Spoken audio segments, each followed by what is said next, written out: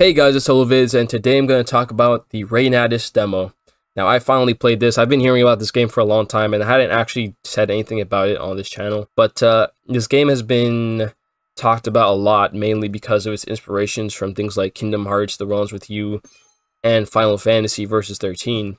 And you could clearly see that the inspiration is there. It's not just like Kingdom Hearts coping or anything like that. It's no, like this is clearly inspired by it. And the director has gone on to say that they're like a fan of these things.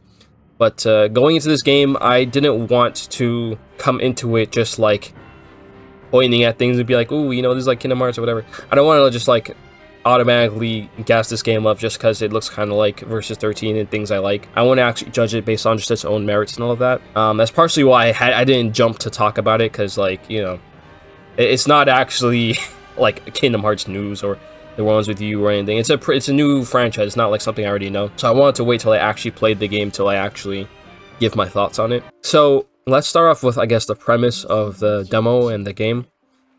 Basically, they have these people. If you have a near-death event, you can unlock magical powers. In that near-death event, you end up being sent to this place with like this cool red atmosphere with water. And if you, this like weird creature will come up to you and give you something. If you take it, then you'll come back to life with magical powers. And basically, if you get magical powers, you can either become like a magic police officer. They have this guild who I guess they don't fully follow the law, and then you can just be a stray. You can just kind of wander around on your own and keep it hidden that you have magic. The magic police don't really like, you know, people using magic out in the open, so they'll usually arrest people. And there's these drugs going around called rubberin, something like that. With rubberin, basically, there's like these magic pills, so people will get the magic unnaturally, and it causes really bad side effects and all of that. And so you start off the demo as this woman. I don't remember her name. So you start, basically, you're a police officer, either like the magic police officer, and you're taking down a couple of these guys who are afflicted with the side effects of the drug. And yeah, so you play as that for a little bit, then you switch over to another character, and you see a stray. So he's also a magic user, he's a wizard, they call them wizards. And yeah, so he's not a police officer like the first character you played as, he is just a stray. He's just kind of doing his own thing. He has magic powers, but he keeps on the down low. Unlike the magic police woman, she could just use her powers whenever and obviously not get in trouble. And that's kind of the game, you know. In terms of when you're playing as the police woman, you are just stopping criminals and all of that. And when you're playing as the guy with the hood, he has his own goals and his own mission that he's trying to do. It's not fully shown what it is, but he's basically trying to find like this portal to go to this forest.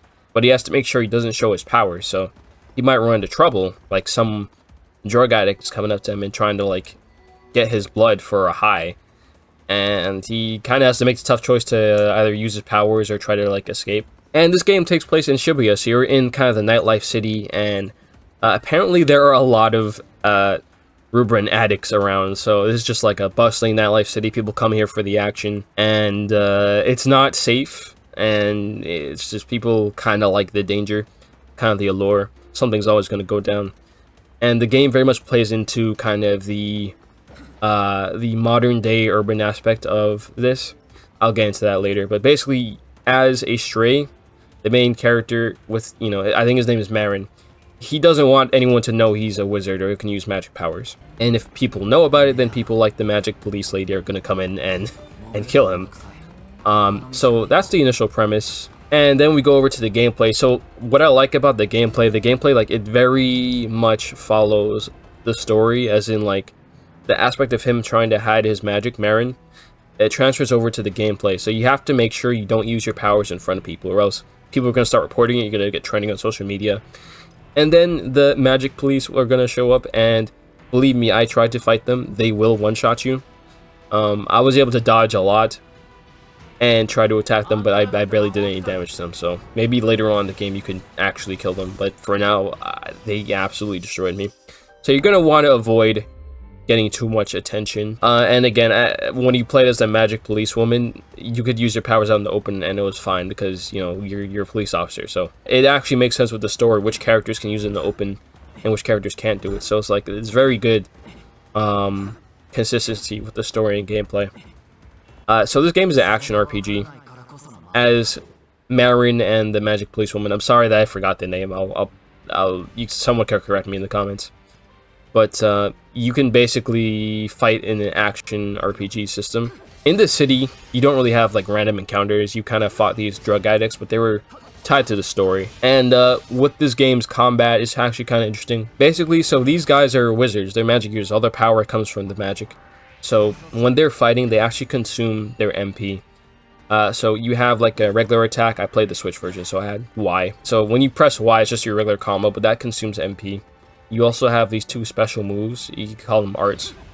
And you can mix and match your regular combo with those special arts pretty seamlessly, which is really good. With Marin, you start off with a launcher, which is like, alright, cool.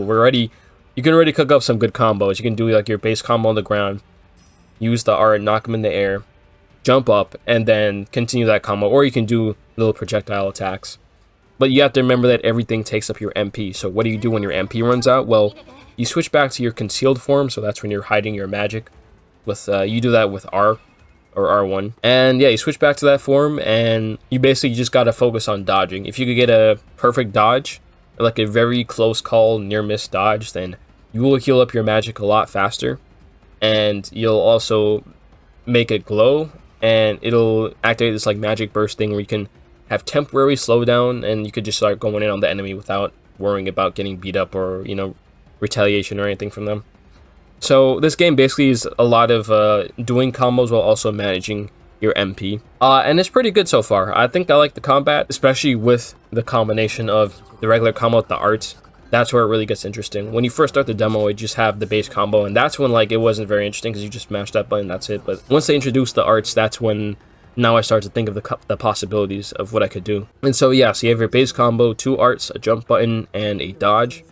You can also use items to heal yourself in battle. And that is pretty much the gist of the combat. Way later on at the end of the demo, you can get a second character on your party, so you can also switch characters mid-battle, which is pretty awesome. I didn't get a lot of opportunities to experiment with that because it was literally one battle at the end of the demo. But yeah, so I'm really curious on how seamless you can make combos between different characters. But yeah, the combat is pretty good so far. And I should preface that this game is like a lower budget type of game, so the combat, like the base combo, I wouldn't say it feels like the most like super flashy type of Final Fantasy 16 or Kingdom Hearts type combo, but like it still feels good enough, especially when you combine it with arts. I think the dodge I think maybe is a little too lenient when you're in regular encounters. When you're in a restricted form, at least you can just spam the dodge button and you dodge everything.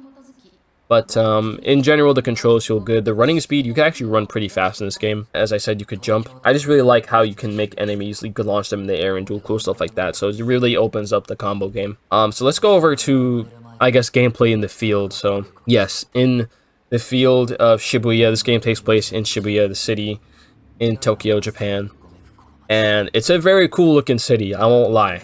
I played this game on the Switch version, so it's not, again, it's not like 4K 60 FPS. I played it, it was like 30 FPS, and I mean the game still looks good. It's like an anime art style, but it's not like a cel shaded type of anime.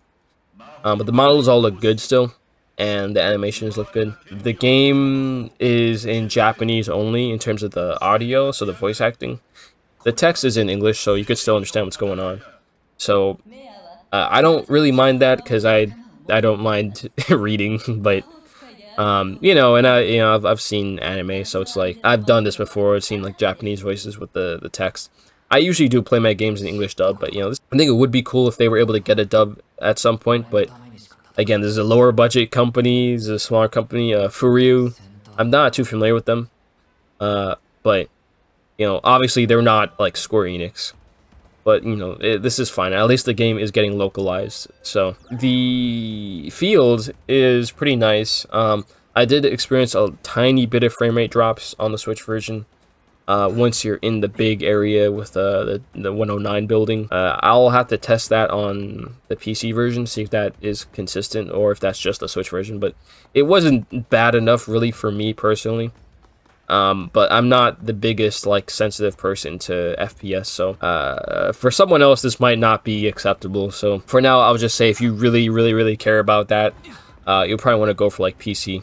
But really, I think overall, the game looks like 30 FPS normally. It's just in that one specific city area, that's when it kind of drops a little bit. Yeah, in the city, you can talk to people, and you can find items and stuff like that. It's just you have to make sure you don't reveal your powers, because if you do, then you're going to get jumped. And there are some safe areas you can hide in if you end up getting caught. Yeah, but the city looks great. I kind of spent some time just walking around the city and looking around at all the buildings. The scale of it is great. Obviously, it's not a big, like, open world city. You have different zones, but, like, I'm cool with that, honestly. Yeah, I just really like the scale of the city. It looks really big. You can kind of just get lost in the nightlife of the city. And yeah, I haven't obviously seen all of Shibuya, so I've seen just a couple of streets, but all of them look pretty nice so far. But this entire game doesn't just take place in this city.